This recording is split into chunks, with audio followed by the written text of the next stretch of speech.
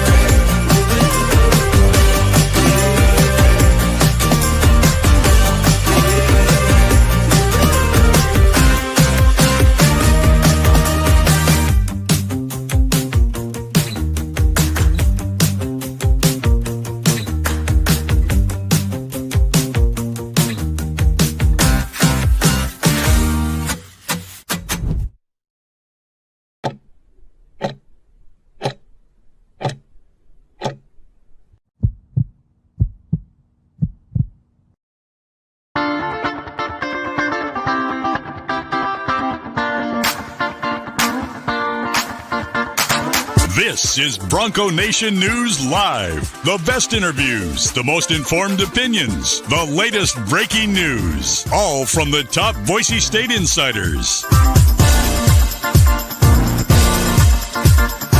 Bronco Nation News Live from BroncoNationNews.com is presented by RowPaint.com, the official paint and coatings company of Boise State Athletics.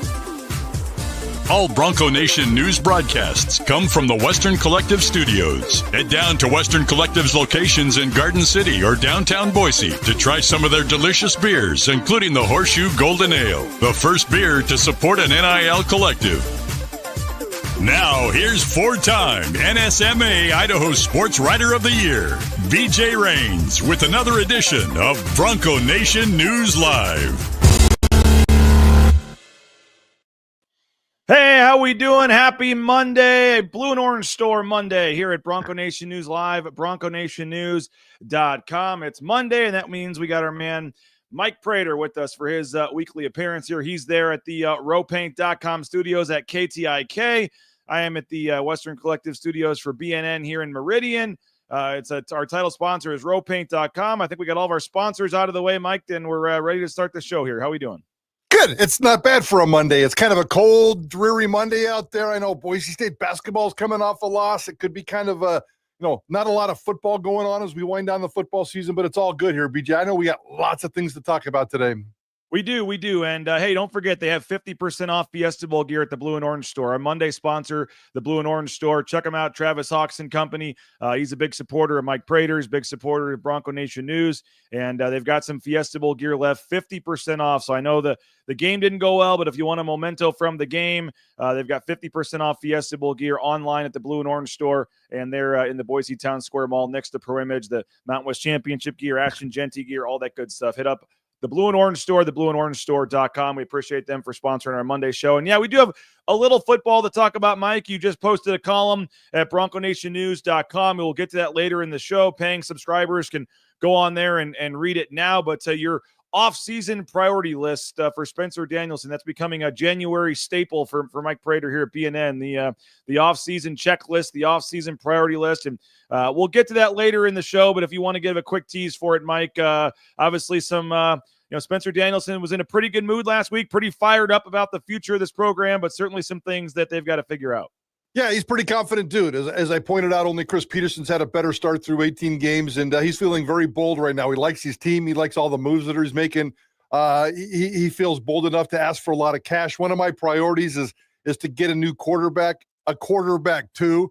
And I see that now that it's out there on social media, everybody's clamoring that no, Prater, Boise State needs a quarterback, period. So that narrative is not going away. we're going to have a quarterback conversation every single day between now and the end of the calendar year. But let's focus on a little basketball today. That was a big game on Saturday night. It was, and I think I am convinced, Mike Prater, that the first comment I saw on your list already on Twitter was that the first priority needs to be to go find a new quarterback. And yes. I think the same kind of person is the one that wants Maddox Madsen benched and Leon Rice fired. Oh, those are both ridiculous thoughts. Those are absolutely ridiculous thoughts. I've probably had that same thought kind about of people, though. The same person, maybe the same small minority that calls themselves fans but does nothing but complain when things are going well. Yeah, no, I 100% agree with that. So we have to remind ourselves. And as I was kind of doing some final fact checking for this column, and I went and looked at Maddox Madsen's stats. I guess I didn't realize that he got to 3,000 yards. He passed for 3,018 yards this past season. We all know his touchdown and interception number, but he got to 3,000 yards. Got to the Fiesta Bowl. The touchdown interception ratio was fantastic. The sacks, the turnovers, they were all fantastic. And everybody wants to know why Boise State keeps starting a 4'3" quarterback. And it's just ridiculous. And it's time we stop paying attention to those kinds of knuckleheads. If they've got 5 followers, they literally are. To use the cliche that I think was born on this show a couple years ago, they literally are, wannabe fans sitting in their mom's basement, wearing their underwear and just trying to figure out how to solve the world's problems, and it doesn't look very well for them. So Maddox Madsen's clearly the starting quarterback. Now, Max Cutforth is a little scary as a QB2. I did say in the column that as a quarterback combination of Maddox Madsen and Max Cutforth as it sits right now, that's a little scary. That's a little fragile. That's a little concerning as a fan. The combo itself, just based on what can happen in college football, Boise State, one of their priorities certainly is to go out and kind of beef up this quarterback room a little bit.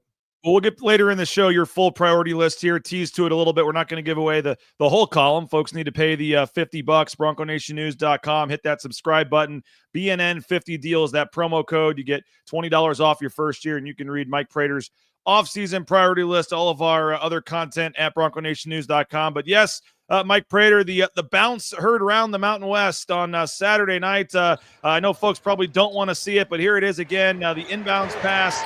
Ian Martinez, the foul on Tyson Degenhart, the ball rolling around the rim. I think I counted 7 bounces, and then it falls in. The free throw is good. Pandemonium there at the D. Glenn Smith Spectrum. I'll tell you what, from being, literally like second row courtside right there at center court, I mean, it was an insane atmosphere. The students brought it.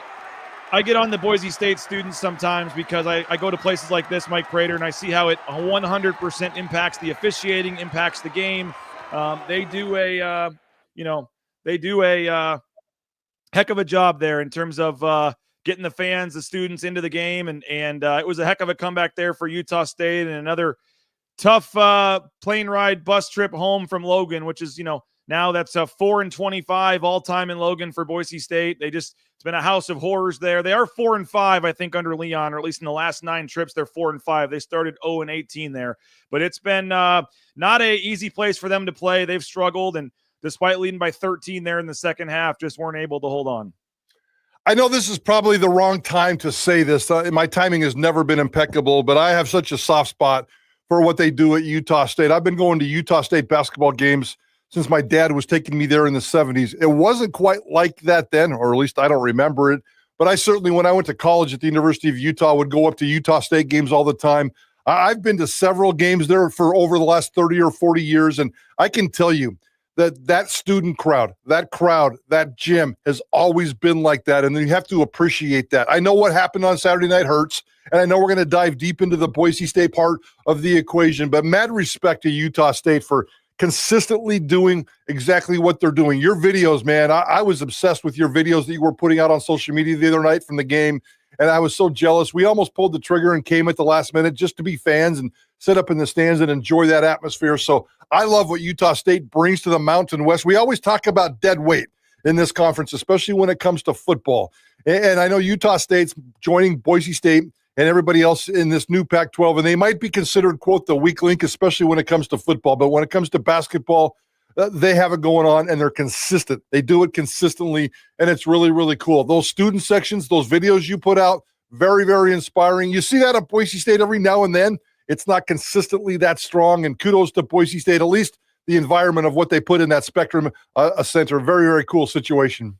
Yeah, it was electric. It was awesome atmosphere. I mean, by the way, Mike Prater, I do have see if I can find it here. Did you bring something back? Yeah. If you're thirsty, I've got the Tears of Leon bottled water here. Fresh salt water. They have, and even some of the smaller things on there. It says fresh salt water. It says Tears of Leon is vegan and free of sugar, sweeteners, success, gluten, and now nepotism. Finally, and then there's some other stuff on here, but I gave them credit. They brought me a bottle of water. I was actually, if Boise State won, going to give this to Leon on the postgame show and ask him if he was thirsty, but you know. That's funny. That's clever. I mean, somebody had to put that together. Somebody had to pay for that. You know, it seems like at times, sometimes just getting Boise State fans into the gym is a chore. Can you imagine the 20 leaders of that student fan group, and they're coming up with that newsletter. They're coming up with bottles of water. Somebody's dropping some cash to get that sucker done. Very, very impressive, guys. Very impressive.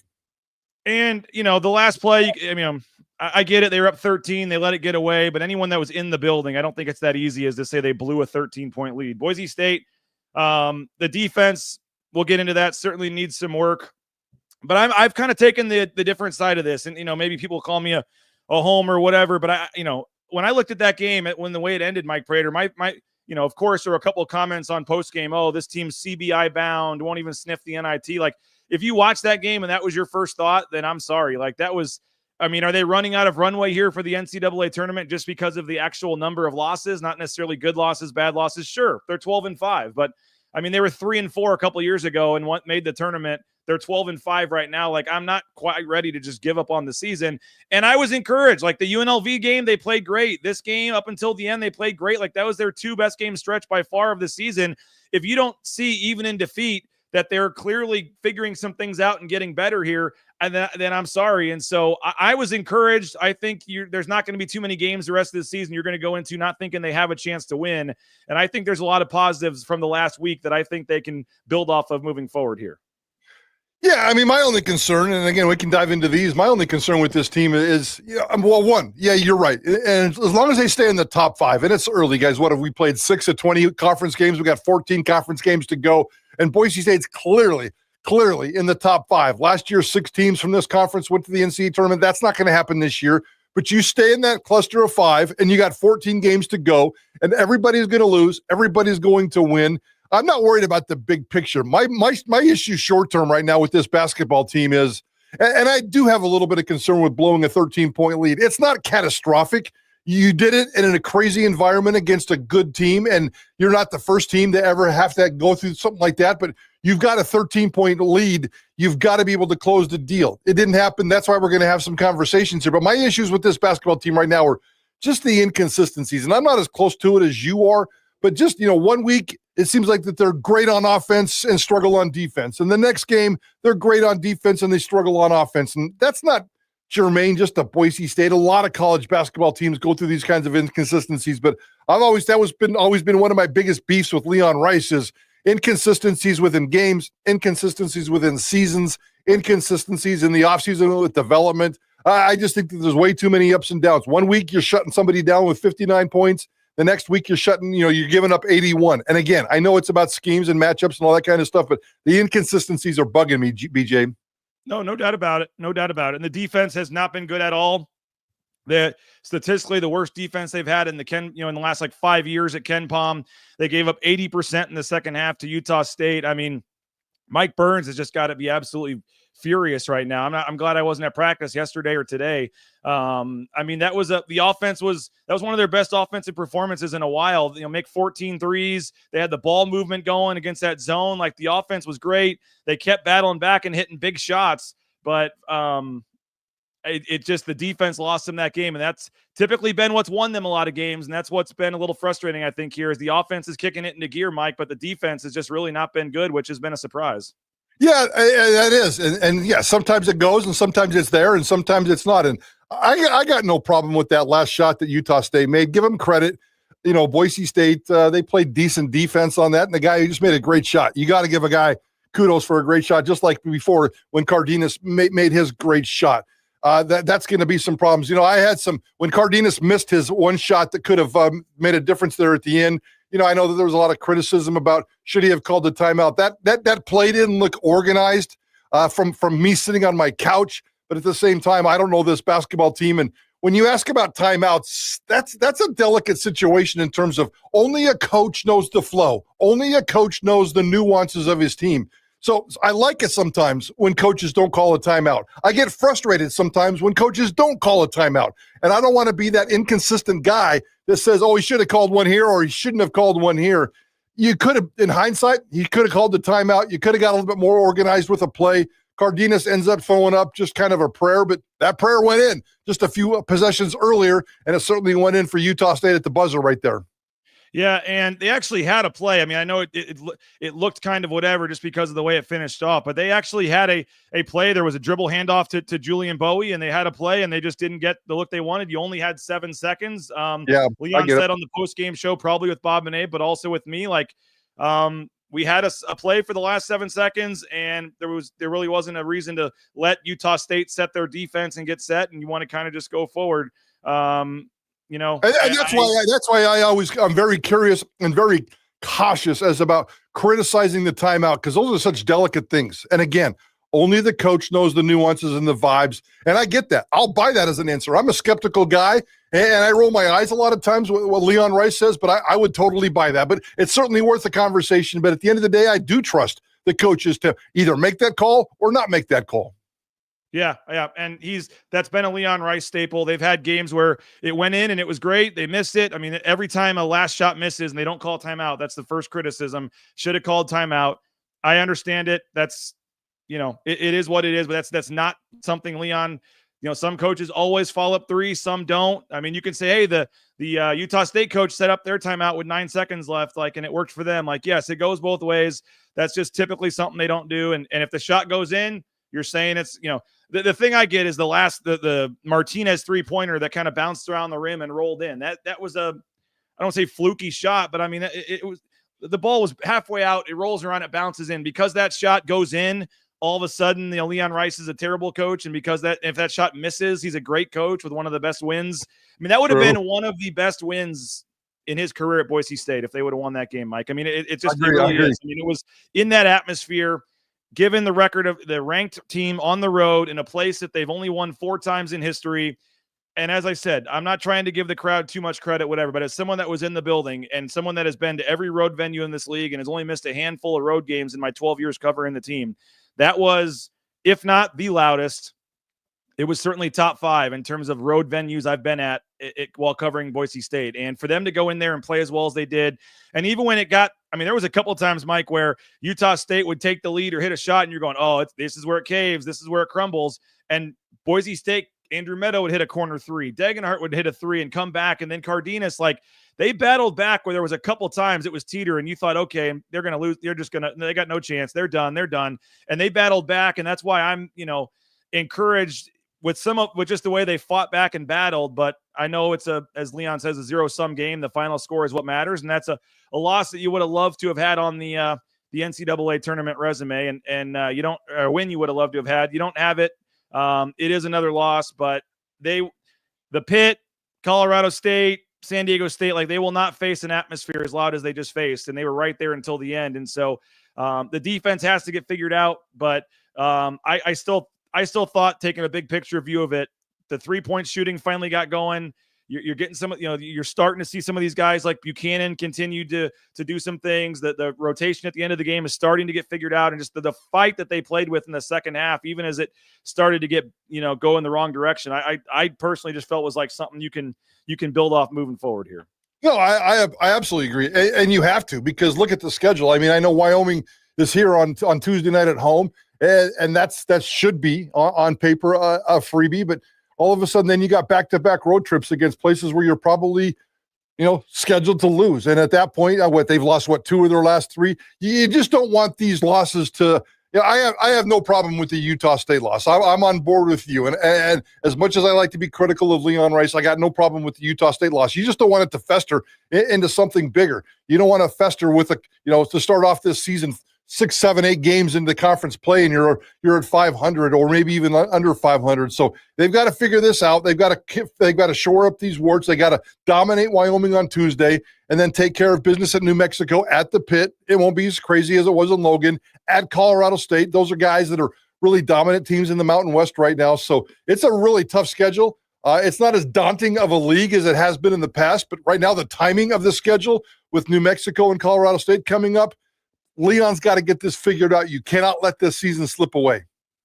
Yep, no doubt. And Wyoming tomorrow is a nice bounce back game at home, but then you're back on the road to the Pit on Friday and Colorado State next Wednesday. Back-to-back road games after this, and I think 2-1 in these next 3 is a must. You got to win tomorrow, obviously, and then you got to find a way to win. You'd like to win at the Pit.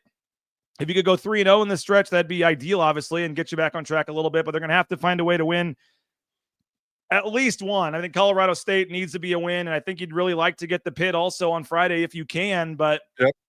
I will say, let me think. I have a big picture thought on this, but let me thank some sponsors here real quick. Mike Prater, we're getting behind here on my rant, but give me a second here. Western Collective, the Horseshoe Golden Ale, the Orange Chaos Seltzer. Check them out through Western Collective's brewery there in Garden City. Most major retailers, they have it at Extra Mile Arena tomorrow night. But when you buy the Golden Ale or the Orange Chaos Seltzer, you're helping the Horseshoe Collective, putting money back in the pockets of student athletes. You can do that with our studio sponsor, Western Collective. Our title sponsor is roepaint.com, roepaint.com.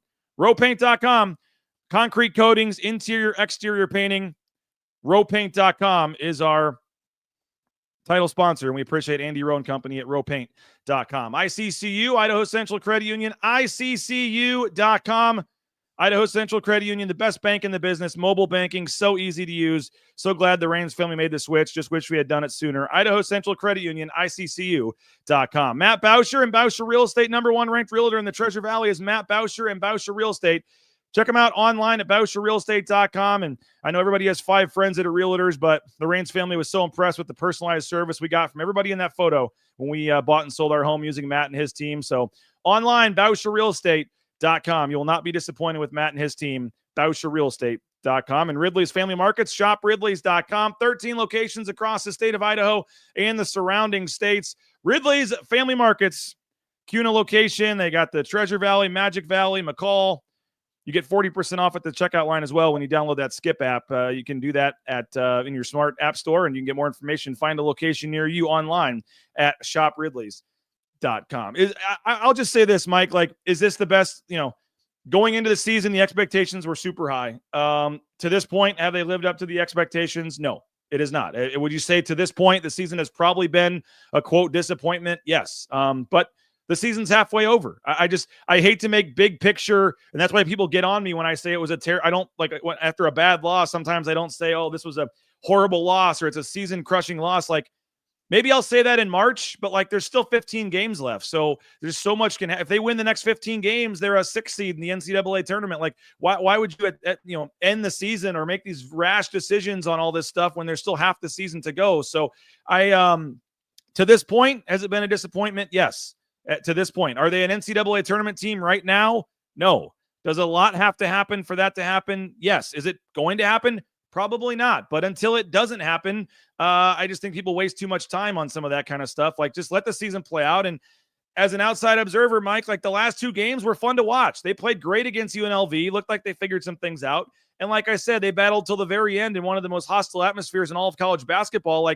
I think this team is at least going to be competitive in every game the rest of the season. They may not win them all, but just enjoy the next 2 months. You're going to have some fun basketball games. You got Tyson Degenhart chasing a record here. You got some good home games still coming up, some fun road games. I just think it's way too early for people tuning out saying see you in spring ball and all this kind of stuff when there's still a lot of season left to play.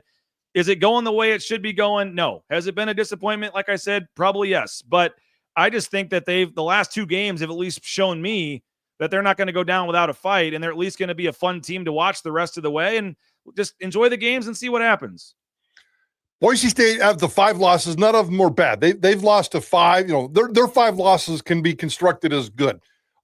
Decent losses. I got no issues there. It's not like they're out there losing the Air Force of the world. So Boise State, for the most part, is winning the games that it's supposed to. Yeah, they've lost one or two more than we possibly talked about. You talked about that ball on Saturday night, 5 bounces, 6 bounces, 7 bounces. If it goes one more time out the basket, then all of a sudden we're having a completely different conversation today. Just the thing that's frustrating, I'll go back to what we opened up the show with. Just the thing that's frustrating with me is the inconsistencies. And sometimes just the Boise State plays a great basketball game, and then for 90 seconds they look lost or confused or just kind of a breakdown. The consistencies with this basketball team drive me crazy. I expect more because I honestly believe, as much as I give Leon crap, Leon and his coaching staff, all the way down to Moats and Bergerson and the whole group, man, Alexis, the whole group, Burns and Duryea, all of these guys.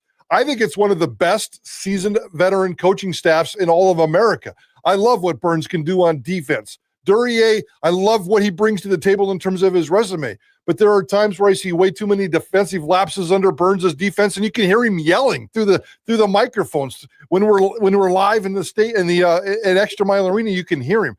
Duryea's offense drives me crazy sometimes because sometimes they just like to do the on-ball rotation, the screen, shoot, and go. And sometimes they just kind of look confused and pass the ball around and don't get it done. Other times they look fantastic, especially when they can take it inside with like Tyson or somebody doing his other things. You know, Omar Stanley is really good at one point. Omar Stanley is really down at one point.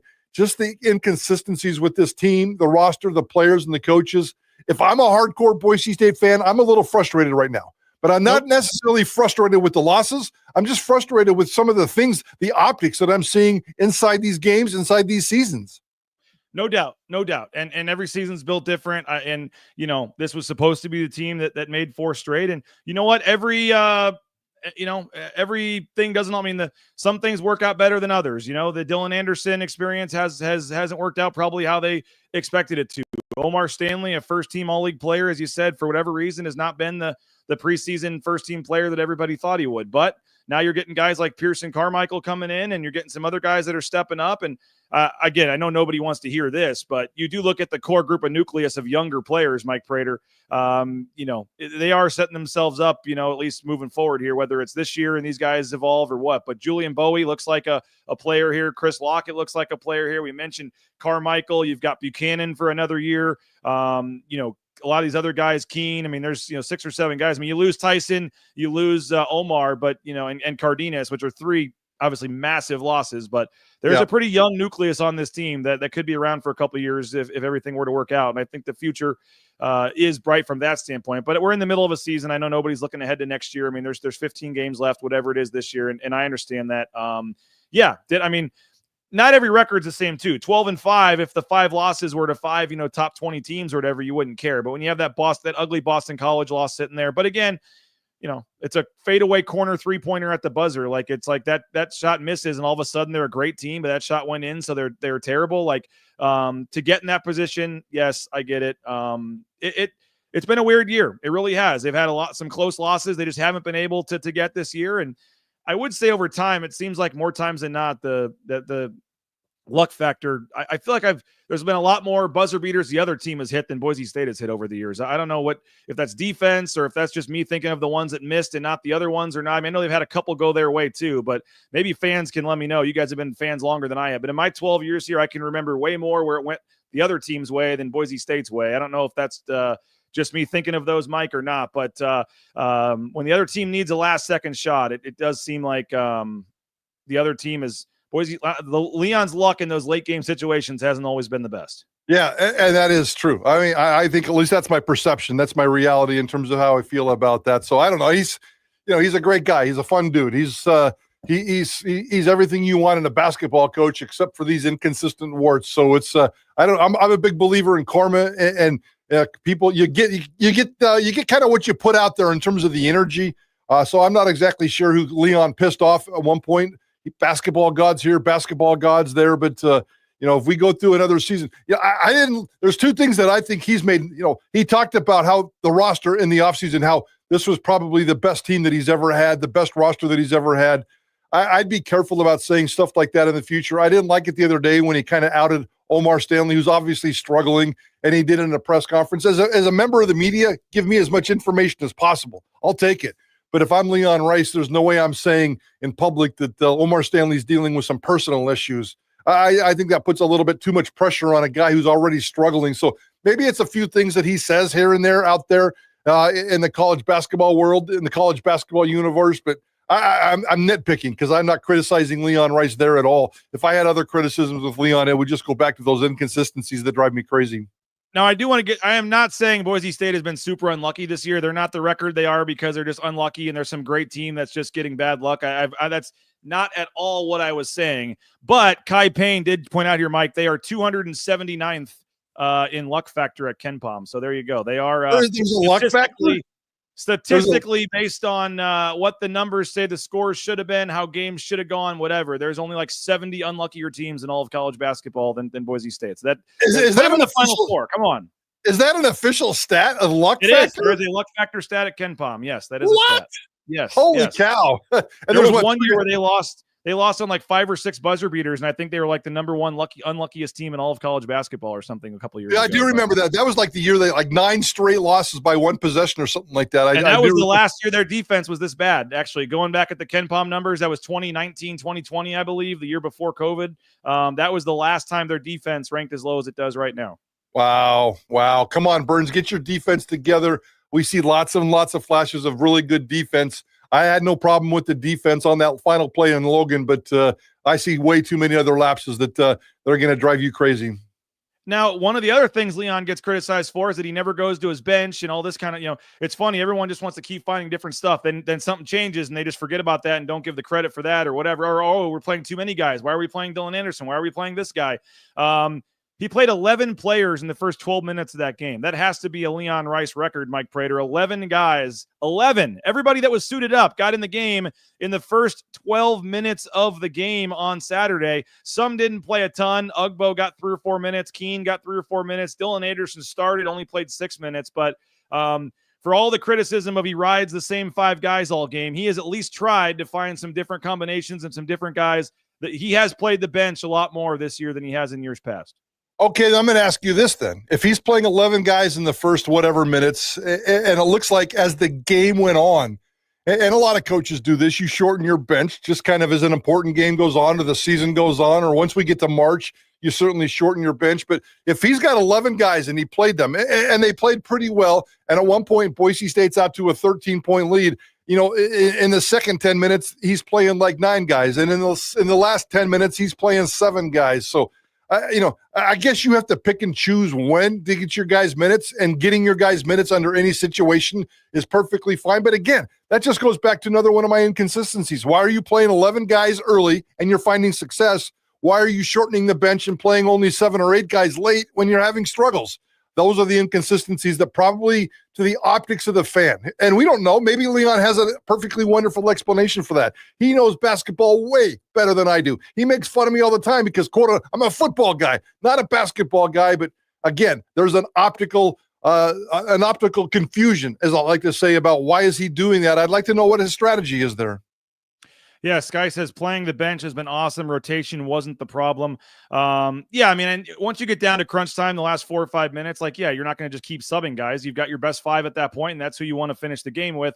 I think he saw RJ Keene and some of those guys, no disrespect to them, and Ugbo, play their 3 minutes and say, I don't need to see any more of that tonight, Mike, to be honest. You don't have to play guys just to play guys, and that's what we've talked about in the past. People wanted more than 7 guys to play, but Leon said those guys don't deserve to play. We're not going to put guys out there that don't deserve to play. And so he gave Dylan Anderson got to start. He played his couple minutes and he said, you know what, there's better matchups. There's better guys out there that should play later in the game. So I see both sides of it. I don't know exactly how the minutes broke down or how many guys played in the second half versus the first half. I don't remember Keene or Ugbo playing in the second half. Definitely he kind of found his 5 with Buchanan, stuff. I think Buchanan's a really good player. I know he went off in the Cayman Islands tournament and then he started a couple games and didn't do as much and went back to the bench. And I know Leon likes having a guy like that come off the bench as the 6th man, that provides some immediate scoring and impact. And I think there's a transition to JUCO in basketball, just like there is in football, Mike. And there's ups and downs and it takes times and it's a different level. I mean, Javen Buchanan was playing in front of 1,500 fans last year. Now he's got people holding up signs about him and 6,000 students going crazy in a sold out atmosphere at Logan. There's ups and downs of a season, and especially for younger players and guys that are coming from the NAIA level. It's not that big of a difference. The point's the same. But I just think that he's a guy that has shown flashes, and I think probably needs to be starting at this point. I think he provides a lot for them. Whether they go small again, and when they had Tyson Degenhardt at the 5, when Stanley and Buchanan were on the bench later in the game, they actually had a pretty nice lineup at times, or not Buchanan, Anderson. So when you go smaller and you have maybe Tyson and Javen in there both together, and I get it, they're still tinkering with lineups. Somebody commented that that's a problem at this point in the season, but they had 8 new guys, and it is taking longer than usual to find the best guys that fit. But that's why I guess I'm still somewhat optimistic, Mike, that that can still be done, and that they'll eventually be able to start winning more games based off of that. Maybe that's a negative. If you don't know your best 5 players that play together by this point, there's no hope for you. I guess I see that side of it. But I'm just seeing, as you said, the inconsistency. The inconsistency is happening within individual players, which is making it hard for Leon Rice he thinks this guy's ready to start. He puts him in the starting lineup for a couple games and he has 2 points. And he's like, okay, well, see ya. He's trying to give guys opportunities, find the best lineups here. And when guys aren't producing, he's having to make switches. Yeah. That's a great point. And the inconsistencies within the individuals, within the games, like RJ Keene, is supposed to be a starter before he got his nose busted up. And I realized that that's a pain in the butt, and he's playing with a mask. But I don't believe he even played in the second half. 0 minutes in the second half. Omar Stanley, 8 minutes and 2 points in the second half. That's ridiculous. That's an all-conference player in one of your biggest games of the year. And yeah, he's been struggling, and he certainly didn't struggle for the first time against Utah State. Buchanan had a really solid second half against Utah State. He was the only guy, I think, in the entire team that was plus minus on the plus side in the second half, and he threw out 11 points. So Javen Buchanan has been up and down. Anderson has been up and down. He's certainly not the kind of player. I remember that season opener against Oakland. If I remember right, the very first basket of the season was Dylan Anderson popping a 3 at the top of the perimeter, and everybody went crazy. Here comes the new guy and the big guy, and he can shoot the ball from the outside, but he's driven us crazy all season long, being up and down as well. So it's definitely been a progress. I do think it's an issue if you're still experimenting with your roster at this point in the season, at least in terms of playing minutes. That part should have been figured out. And that doesn't mean once you figure it out that, player B or C or D or E is going to be consistent and you have to make a change within the roster. But sometimes I still think Leon Rice is still throwing darts, trying to figure out who's the best guy, who are the best 5, who's playing well, who's not playing well. I think he's still playing a little bit of games with himself, and you can't be doing that as we approach January, February, and March. And I don't disagree with you. I think you're spot on in terms of he's still searching, trying to fit, but I put a lot of that back on the players, like I said, in terms of the inconsistencies they're coming with. Javen Buchanan was coming off the bench, had some great games in the Cayman Islands. Leon puts him in the starting lineup, and all of a sudden he struggles, so he takes him back out. Chris Lockett had 2 great games, 26 minutes, back-to-back games. Leon Rice puts him in the starting lineup, and he doesn't score the next game. Like some of this is on the players. They're getting these opportunities, and they're going up and down more, and so yes. Does Leon Rice, the coaching staff, deserve a good chunk of the blame? Of course, they're the coaching staff, and the team is where it is right now. I'm not trying to take away all of the blame from the coaches, but I personally, from watching all these games, feel like some of the inconsistencies and some of the juggling of the lineups comes back to the players having to produce when they're given a chance here. He's giving guys chances. Dylan Anderson is starting, and then he plays 6 minutes, does nothing, puts him on the bench, never plays him the rest of the game. Like, by the way, Chris Lockett was +1 in the second half. Don't diss on our man Chris Lockett. He was a +1. He was a +1. Okay. But I just feel like, yes, they are searching, they are tinkering. And is that where you want to be at this point? Heck no. You want to have your set 8, 9 guys and know exactly who's playing how many minutes. And it has been a very odd, weird season from that standpoint. But I think that it's, in my personal opinion, a lot of that comes back to the ups and downs of these individual players that is forcing Leon Rice to have to do this. I always like holding players accountable, and I thought that was the biggest issue with me when it came to football. I thought the coaching staff was fantastic during the football season, squeezing everything they could out of a roster of players that wasn't so great. In this particular case, you want the coaching staff with basketball squeezing every ounce, and maybe there are some issues here with the players. And needs to be player accountability about why you're so inconsistent. Almost everybody on this team has had ups and downs within this season. But I also wonder, because it happens so long and it's been going on for quite a while, what happens Monday through Friday? What happens behind the scenes? What happens at practice? is Leon's coaching style. And I'm just throwing this out there. I have no idea. I don't go to practice. I think you do way more than I do. But what's his coaching style? Does he get in people's heads? I mean, I remember Rod Jensen back here in the day, the old Boise State basketball coach, used to always talk about, I'll bring a great player into this program, and by the time I'm done with him, he's going to be an average player because I get into his head. He talked about that publicly, getting into a player's head and creating doubt, creating a lack of confidence. What happens Monday through Friday with the coaching style?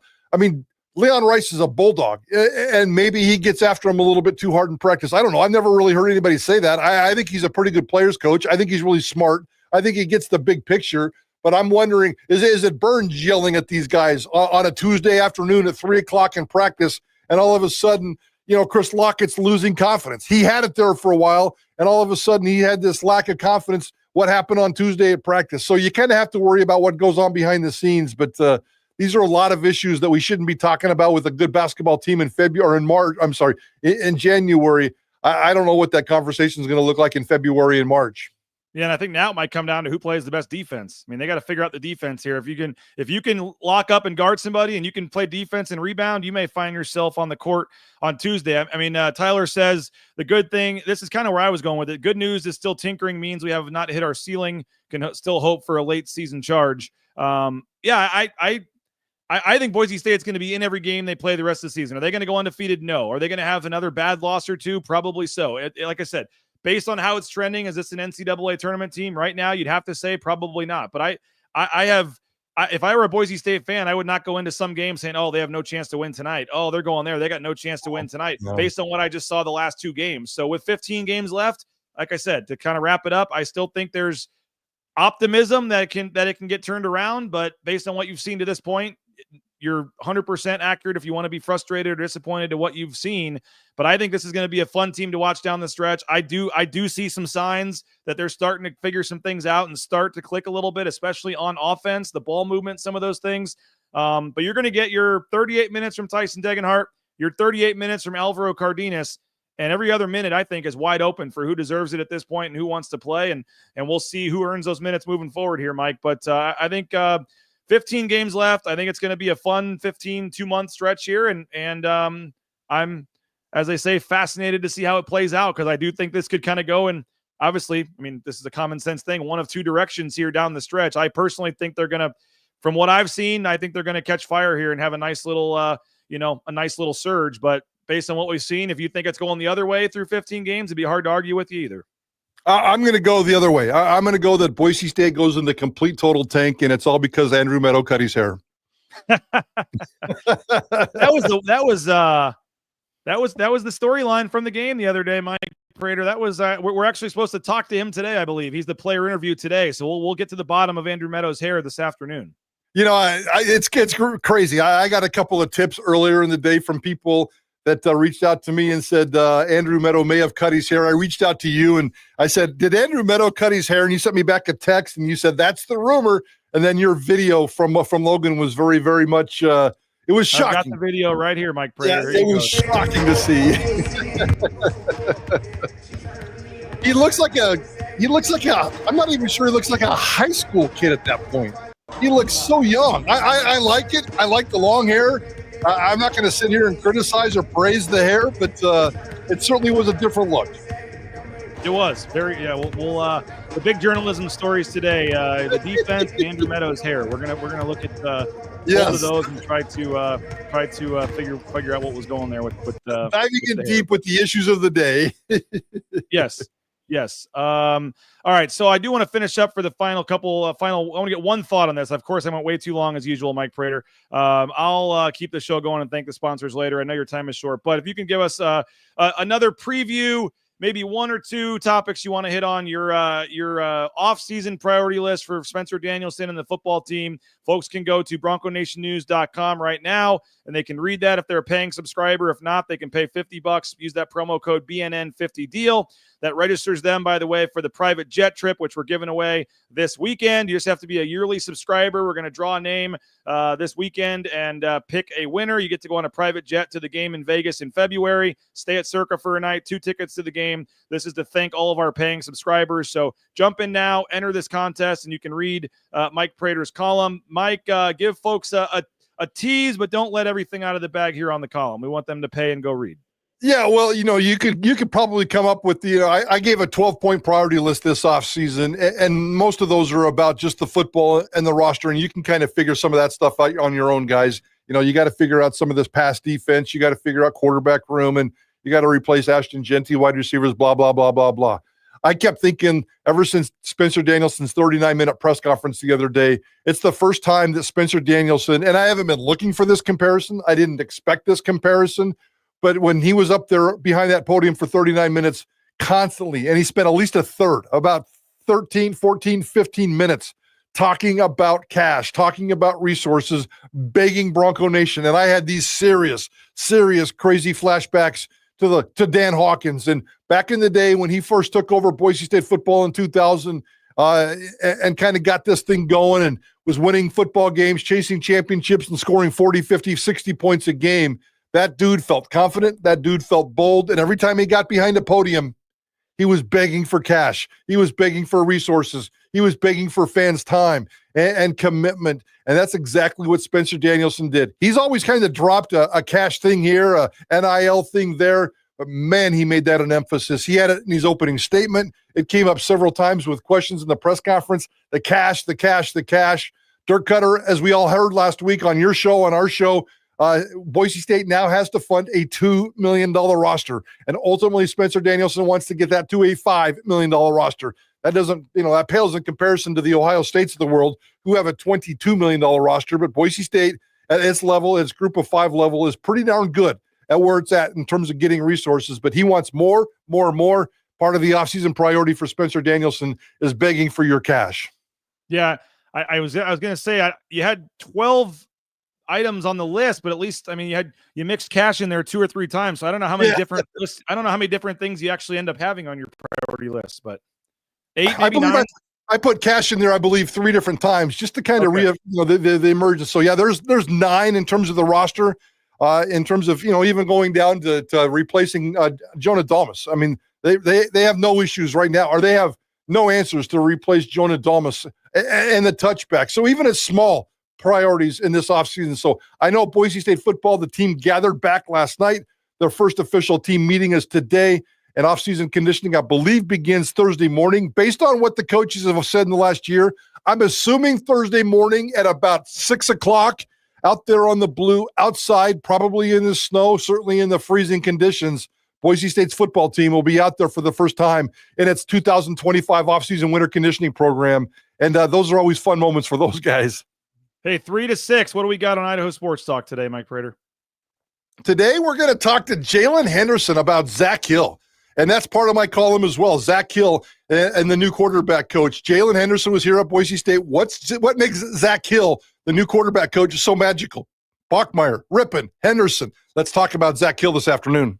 Looking forward to that. 3 to 6, Idaho Sports Talk. John Mallory, Mike Prater, Bob Beeler, John Patrick, the whole crew. We appreciate our partnership with KTIK. So make sure every day, 3 to 6, you're listening to them. And you can hear Prater on Mondays and Johnny on Thursdays here on Bronco Nation News. I'll keep that. We got some comments and stuff. I'll keep this going for a little bit, Mike Prater, but we'll let you get ready for your show today. Again, basketball interviews this afternoon, so maybe we'll hear from Andrew Meadow about the hair on Idaho Sports Talk as well. But appreciate you, Mike, and we'll talk to you soon, man. Thanks, PG. Have a good week, bud. Yep, you too. There he is, Mike Prater. Hey, we'll keep this going. If you have a comment or a thought on anything Mike said or I said during the show, Snake River Pool and Spa, Patio and Game, locations in Twin Falls, Boise, Meridian, Nampa. They've been around since 1978. They're part of the Boise State home team. Whether it's a spa, a sauna, a pool table, they got you covered. Check them out online at thespateam.com. Mention Lithia Ford of Boise, our pregame show sponsors. LithiaFordBoise.com. LithiaFordBoise.com. You can view their full inventory of vehicles. They got 6 student athletes rocking vehicles from Lithia Ford on NIL deals, and the weather is getting snowy and icy. You need to have a vehicle equipped for the conditions of an Idaho winter at Lithia Ford of Boise. View that full inventory online. Get their latest deals. LithiaFordBoise.com. I got jealous, was in Logan on Saturday and got a picture from my family eating at Taco Bell. TacoBellWorks.com, the SON Management Group, the Nicolason family, that new $7 Lux Cravings Bowl, all the different things that they've got, the Cantina Bowls, the slushies my kids are loving, the $1 cheesy roll-ups. It's so cheap. and delicious to feed a family at Taco Bell. Get on to one of the local Treasure Valley Taco Bell locations. Support the sponsors, folks, when you're looking for that next quick, cheap, delicious meal. And they are hiring as well. So if you're looking for a job, you can check them out online at TacoBellWorks.com. Transportation compliance service. Speaking of jobs, TransCompService.com. If you're trying to get into the trucking industry, TransCompService.com. Permits, DOT, overweight, everything you need to do to get out there towing that first load in no time. Check them out, Transportation Compliance Service. Mentioned it earlier in the show, but the Blue and Orange store, half off Fiesta Bowl gear for a limited time only. The Fiesta Bowl gear is half off at at the Blue and Orange store. Just got to notice that my Mac is dying, so this may be a short ending to the show here. Blue and Orange store, the blueandorangestore.com. Check them out if you're looking for Fiesta Bowl gear. They've got you covered. 50% off on Fiesta Bowl gear at the Blue and Orange store and the Blue and Orange store online. If you're in the Boise area, just go to the Boise Town Square Mall there next to Pro Image, and they've got you covered at the Blue and Orange store. Today is the day. $2. The Broncos may have lost, but they got to 70 points. So you can get a hot dog and a fountain drink for $2 at Jackson's. Hit up our sponsor, Jackson's. Get a hot dog and a soda for $2 today. You have to use the Let's Go Rewards app. So download the Let's Go Rewards app, and you can get a hot dog and a soda for $2 from Jackson's. I think they're even throwing in a free banana with that as well. So download the Let's Go Rewards app. Because the Broncos scored 70 points, go get your hot dog and soda today at Jackson. Speaking of food, leanfeastmeridian.com, leanfeastmeridian.com. Check them out as well. Lean Feast, 10,000 plus combinations, healthy eating options for all various diets. They deliver anywhere in the Treasure Valley. They're feeding the football team, the basketball team. You get it on a Sunday or Monday. It's good in your refrigerator for 5 days. Pop it in the microwave for 2 minutes, and you're eating steak, shrimp, chicken, fish, all that good stuff. Check them out. Lean Feast Meridian, leanfeastmeridian.com. Speakpipe.com/BNN. We'll take your voicemails. If anybody has any thoughts on the basketball team, Prater's thoughts, the column that he wrote about football, anything you got, we'll take your voicemails. Speakpipe.com/BNN, and we'll have periodic drawings for $100 gift cards to the Blue and Orange store once we get some voicemails in. For anyone that leaves a voicemail, speakpipe.com/BNN, and that's brought to you by Signature Roofing, covering our community for more than 20 years, whether it's a re-roof or repair, an inspection, free estimate, mysignatureroofing.com, and we appreciate our friends at Signature Roofing. We are here on a Blue and Orange store Monday, Bronco Nation News live. I got to email folks about the Forever Blue seats not being used. Yeah, that's always a talking point. The seats that were given to people for life when they built Taco Bell Arena, they were given their seats for life, and a lot of those folks have passed away. Some have given the tickets on to other family members. Some families don't even know those tickets still exist. Some have the tickets but don't care about basketball anymore, and you get a lot of empty seats down there because of those lifetime seats that are not getting used. There are a lot. Nathan says lots of solutions, but they come with challenges. I don't know what you do with that. I really don't. They've got some empty seats. Tomorrow is a 7:00 game, I believe, against Wyoming. Need to get a big crowd out there for them, support them. It's kind of a sandwich game in here. It's a tricky game before they head back on the road to New Mexico and Colorado State next week. So this is a home game that you got to have. It's a home game you got to have on tomorrow night against Wyoming, and you'd like to see them continue to trend in the right direction offensively, but you got to figure some things out defensively as well. And they're going to have their best player back, 18 points a game. He missed the last couple of games, but is expected to be back in this game tomorrow for Wyoming. That is Obi Agbum. He's their best player, a guard, and Obi Agbum is their best player. He's a guard, 18 points a game, and I think that he is a big player for them, and he's going to be back for Wyoming. So I think that obviously Boise State's going to have some challenges tomorrow, but got to figure out the defense, got to find a way to win a big one at home tomorrow night. We'll talk a little more about tomorrow night's game with Jay Tust. We'll hear from Leon. We'll hear from Andrew Meadow. We'll get all those interviews up on the YouTube channel this afternoon. They're talking about 1:30, so we'll get that up there this afternoon. And I get it. People are frustrated with the basketball team. Season is not to this point gone the way it's supposed to go, but I, for one, was encouraged by the last two games. I think they're going to have a lot of wins down the stretch. I think they're going to be an exciting team to watch, and I think you guys are going to be entertained watching a good chunk of these games moving forward here. So appreciate you guys for checking us out. Go support the sponsors if you can, many of which you see behind us here. Taco Bell and Jackson's, we need to get added to the list as major sponsors here, Western Collective. So Go support the sponsors. Appreciate you. Bronco Nation News. Go subscribe if you can. $50 BNN 50 deal. We're giving away that private jet trip this weekend, so you're running out of time to subscribe here and be entered in that. And you can go read Mike Prater's off-season priority list for the football team, all of our other great content. You get a daily email, all that good stuff. $50. Use that promo code. I think it's called a coupon code, actually, on the website, BNN 50 deal. You can sign up at bronconationnews.com. bronconationnews.com. Appreciate you guys. Thanks so much. Like and subscribe. Appreciate that. Appreciate Mike Prater. And again, basketball talk tomorrow. We'll have football talk pretty much every day. We have the NFL playoffs almost set. We got the national championship set for college. We'll talk about that a little later in the week. But appreciate you guys. Have a great rest of your day. Thanks so much. Subscribe if you can. Tell your friends. Like the video. All that good stuff. And we will be talking to you on social media, I'm sure. Thanks again. Monday edition, the Blue and Orange Store Monday edition of Bronco Nation News Live in the Western Collective Studios. Go pick up that Horseshoe Golden Ale. Tomorrow night would be a perfect time at Extra Mile Arena for the game. And, of course, our title sponsor is rowpaint.com.